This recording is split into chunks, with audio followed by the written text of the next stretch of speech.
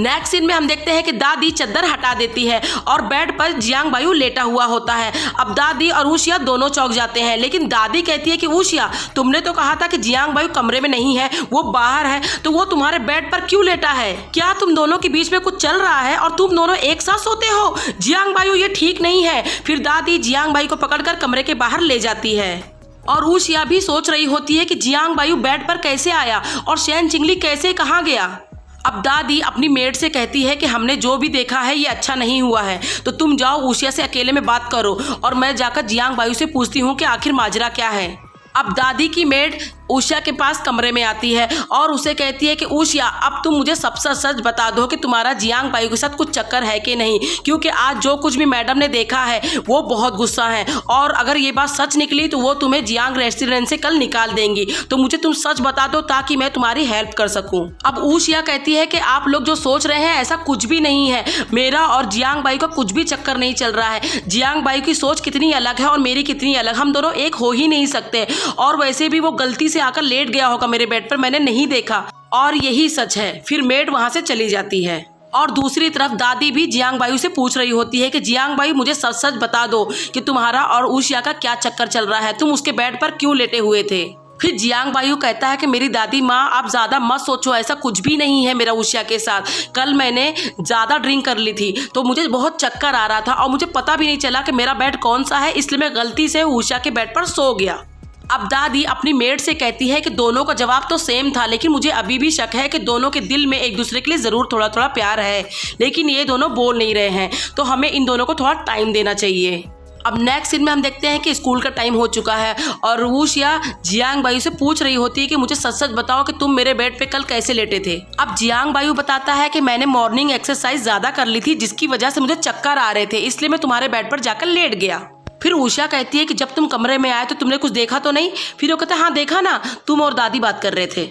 अब तभी वहाँ पर सर आ जाते हैं और क्लास चालू हो जाती है और सर कहते हैं कि तुम लोगों ने फेंगुली मैटर बहुत अच्छे से सॉल्व किया है। तो फिर ऊशिया कहती है कि सर लेकिन अभी ये मैटर क्लोज नहीं हुआ है। फिर सर कहता है नहीं, अब तुम लोग उसके बारे में ज़्यादा छानबीन मत करो, अब मैं तुम लोगों को दूसरा टास्क देने वाला हूँ, उसे करो। अब सर बताता है कि तुम लोगों का नेक्स्ट टारगेट है मार्केट जाकर पता लगाना कि कौन कौन सा सामान नकली है, यानी कि आजकल खूब सारे लोग नकली प्रोडक्ट बेच रहे हैं, तो तुम लोगों को यही पता लगाना है कि कौन सा प्रोडक्ट नकली है। अब सर के जाने के बाद ये चारों लोग ये बातें कर रहे होते हैं कि लेकिन ह्यूमन ट्रैफिकिंग के बारे में अभी पूरा क्लोज कहाँ हुआ है, कुछ ही लोग तो मिले हैं और बाकी सब जो घूमे लापता हुए हैं वो लोग कहाँ हैं, हमें तो अभी और जांच पड़ताल करनी ही पड़ेगी। अब हम देखते हैं कि जियांग बायू शेजी के पास पहुंच जाता है और उसको बताता है कि थर्ड ब्रदर को उसके बॉस यानी मा रुलोंग ने कोई साजिश के तहत ही मरवाया है ताकि वो राज फाश ना कर दे, और मुझे तो शक है कि मेरे डैड को मरवाने में भी मा रुलोंग का ही कुछ हाथ होगा। और दूसरी तरफ ऊशिया भी अपनी सहेली के पास पहुंच जाती है और उसे बता रही होती है कि 7 सालों से मैं अपने भाई के कातिल को ढूंढ रही थी और वो मेरी आंखों के सामने ही मर गया, और ये कातिल मा रुलोंग के लिए काम करता था। कहीं मा रुलोंग ने ही तो नहीं इसे मरवा दिया है और मेरे भाई की मौत के पीछे भी उसी मा रुलोंग का हाथ होगा। और ये थर्ड ब्रदर मरने से पहले इसने मुझे सैशेट क्यों दिया, इसके पीछे क्या राज है। अब नेक्स्ट सीन में ऊशिया घर आ जाती है और रात में वो सैशेट को खोलकर देखती है, उसमें कुछ होता है और फिर उसे सूंघती है और फिर वो सो जाती है। अब नेक्स्ट सीन में हम देखते हैं कि सर इन सब को लेकर मार्केट पहुंच जाता है और कहता है कि इन सारी दुकानों में जाकर चेक करो कि नकली प्रोडक्ट कौन सा है। फिर सारे लोग चले जाते हैं। अब ये सारे लोग एक एक करके सामान ढूंढने लग जाते हैं, तो इन लोगों को कभी नकली मोमबत्ती मिलती है, तो कभी नकली वाइन जिसमें पानी भरा होता है, तो कभी नकली टिश्यू पेपर। ये सारी चीज़ें इकट्ठा करके ये लोग एक टेबल पर बैठ जाते हैं।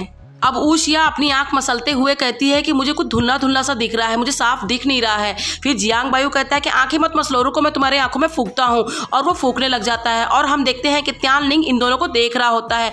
तभी यूनचंग त्यानलिंग को धीरे से कहता है कि क्या तुम्हें नहीं लगता इन दोनों का कुछ चल रहा है। अब ऊशिया को और भी ज़्यादा नहीं दिख रहा होता है, वो सही से चल भी नहीं पा रही होती है, तो ये लोग उसे घर ले आते हैं और डॉक्टर को बुलाते हैं। अब डॉक्टर चेक करता है लेकिन उसे कुछ भी नहीं मिलता। वो कहता है कि तुमने किसी स्पेशल ड्रग को टच किया है क्या, या फिर तुम्हें किसी मच्छर ने काटा है। फिर वो कहती है ऐसा तो मैंने कुछ भी नहीं किया।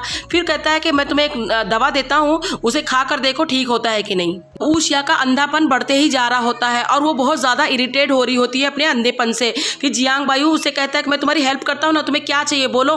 फिर वो गुस्सा होती है उससे कि तुम हटो, मैं अपना काम खुद कर लूँगी, मैं इतनी भी अंधी नहीं हुई हूँ। लेकिन वो बहुत इरिटेट हो रही होती है। फिर वो कमरे के बाहर चली जाती है, और गार्डन में जाकर बैठ जाती है। अब ऊशिया के पास त्यानलिंग आता है और उसको छड़ी देते हुए कहता है कि मैंने तुम्हारे लिए लेकर आया हूँ खास करके, तुम इसको आराम से पकड़कर चल सकती हो।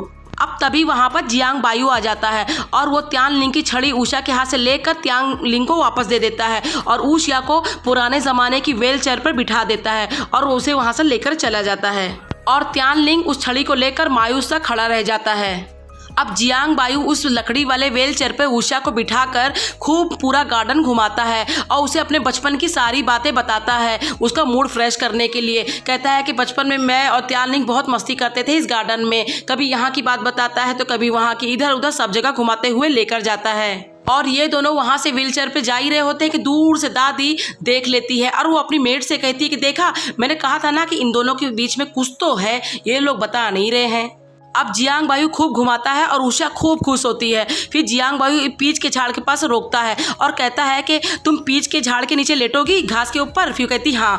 फिर ये दोनों बैठ जाते हैं और बाद में लेट भी जाते हैं और हम देखते हैं कि ये दोनों बातें कर ही रहे होते हैं और ऊषा सो जाती है और जियांग बायू उसे देखते ही रह जाता है। अब नेक्स्ट डे आ जाता है, फिर से डॉक्टर आता है और ऊशिया उसे वही सैचेट दिखाती है और कहती है कि डॉक्टर साहब मैं आपको बताना भूल गई थी, मैंने इसी को सूंघी थी। अब डॉक्टर बताता है कि इसके अंदर जो ड्रग है वो परप्यूराइन है, बहुत हार्ड ड्रग है, अगर तुमने इसको ज़्यादा सूंघ लिया होता ना तो तुम हमेशा के लिए अंधी हो जाती।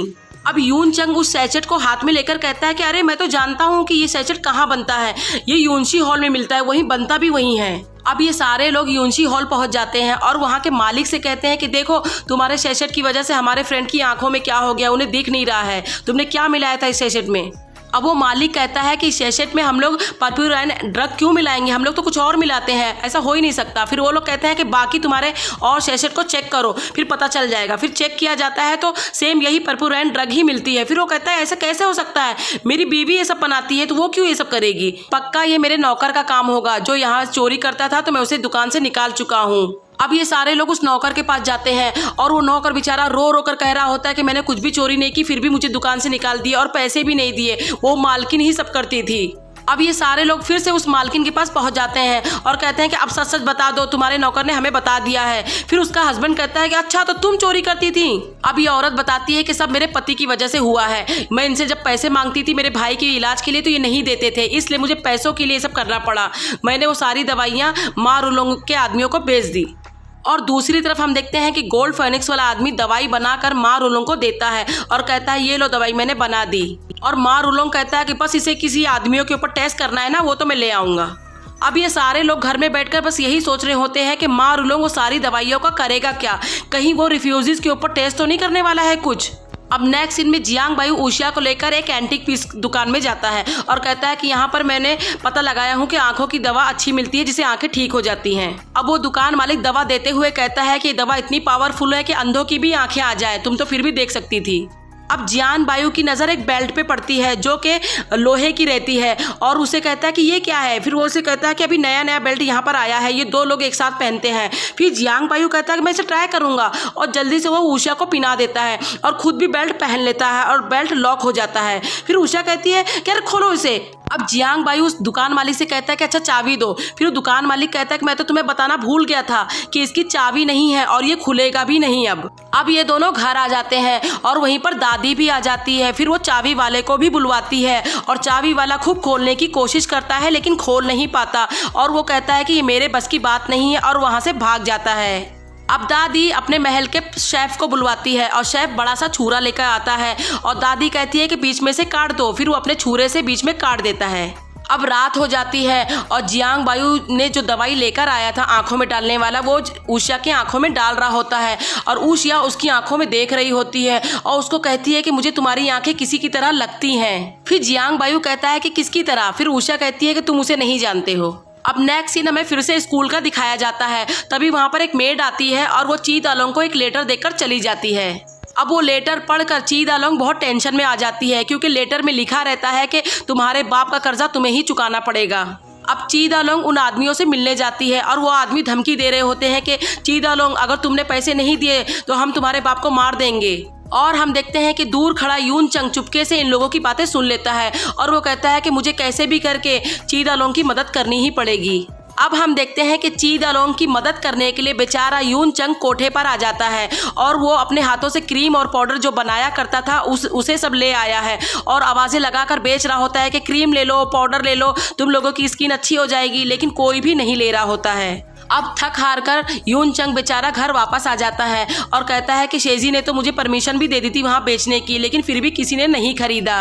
अब तभी वहाँ पर ची दालोंग पहुँच जाती है और वो यून चंग से कहती है कि यून चंग, तुमने जो मेरे लिए फायरवर्क्स किया था उसके लिए शुक्रिया। और फिर यून चंग कहता है कि रुको, जाओ मत, मैंने तुम्हारे लिए पाउडर बनाया है, तुम इसे ले लो। फिर वो उसे दे देता है। फिर ची दालोंग उसको पैसे देने को करती है, लेकिन ये नहीं लेता। अब दूसरे दिन फिर से यून चंग उस सारे प्रोडक्ट लेकर कोठे पर पहुंच जाता है और टेबल पे बैठी एक औरत से कहता है कि तुम लगता है उदास लग रही हो, मैं भी उदास हूँ, तो चलो हम लोग ड्रिंक पी लेते हैं और तुम ये प्रोडक्ट लोगी मेरे, तुम इसे लगाओगी तो तुम्हारा चेहरा अच्छा हो जाएगा। लेकिन वो औरत कहती है कि मुझे नहीं लगता कि तुम्हारा प्रोडक्ट अच्छा होगा, इतने कम कीमत में दे रहे हो तो। अब तभी वहाँ पर ची दालोंग पहुँच जाती है और वो उस औरत से कहती है कि किसने कहा कि इनके प्रोडक्ट अच्छे नहीं हैं, देखो मैंने भी अपने फेस पे इन्हीं का प्रोडक्ट लगाया है, कितना अच्छा मेरा चेहरा हो गया है। फिर वो औरत कहती है कि सच्ची, फिर तो मुझे चाहिए। और फिर कोठे की सारी औरतें आ जाती है और कहती मुझे भी चाहिए, मुझे भी चाहिए। अब यून चंग उन लोगों से कहता है कि अगर आप लोगों को देखना है कि मेरा सामान कैसा है तो रुको, मैं अभी इस लड़की के ऊपर मेकअप करके दिखाता हूँ, फिर आप लोगों को दिख जाएगा कि मेरा मेकअप कैसा है। फिर वो ची दालोंग को खूब अच्छे से मेकअप कर देता है और फिर सारे लोग उसे देखने लग जाते हैं और सारा सामान खरीद लेते हैं। अब नेक्स्ट सीन में हम देखते हैं कि ऊशिया की सहेली यहीं पर आ गई है ऊशिया से मिलने, क्योंकि उसकी आंखें ठीक नहीं है करके। अब ऊषा कहती है कि मेरी आंखें पहले से अब काफ़ी बेटर है। फिर ऊषा की सहेली पूरा कमरा चेक कर रही होती है और कहती कितना अच्छा कमरा है। अब ऊषा की सहेली वो लकड़ी वाले व्हीलचेयर पे बैठ जाती है और कहती कि अरे ये क्या है, कितना अच्छा है ये। फिर जियांग बायू कहता है कि तुम्हारी सहेली अंधी हो गई थी ना, उसके लिए मैंने लेकर आया था। फिर ऊषिया को कहती है उसकी सहेली कि देखो जियांग बायू तुम्हारे साथ कितना अच्छा ट्रीट करता है। अब ऊषिया की सहेली ऊषिया से कहती है कि तुम लोग माँ रुलोंग के बारे में इतना सब कुछ पता कर रहे हो और कितना परेशान हो रहे हो, एक काम करो ना, उसको भी वही वाली दवा खिला देते हैं, फिर वो सारी बातें सच उगल देगा। अब ऊषिया अपनी सहेली को बोलती है तुम यहाँ जियांग बायू से बात करो, मैं आती हूँ, और ये कहकर चली जाती है। अब जियांग बायू उस गोली के बारे में सुन लिया था और वो इसकी सहेली से पूछता है कि तुम किस गोली की बातें कर रही थी, बताओ जरा मुझे। फिर वो सहेली बताती है कि उस गोली को खाने से इंसान सब कुछ सच कहता है। फिर जियांग बायू कहता है कि क्या तुमने इसको किसी पर ट्राई किया है कभी? फिर वो कहती है हाँ ना, किया है ना हमने, शेन। फिर वो शेन बोल के रुक जाती है। फिर जियांग बायू मन में सोचता है कि शेन यानी शेन चिंगली तो नहीं, कहीं वो उस दिन इसकी सहेली तो नहीं थी जिसने मुझे वो दवा खिला दी थी।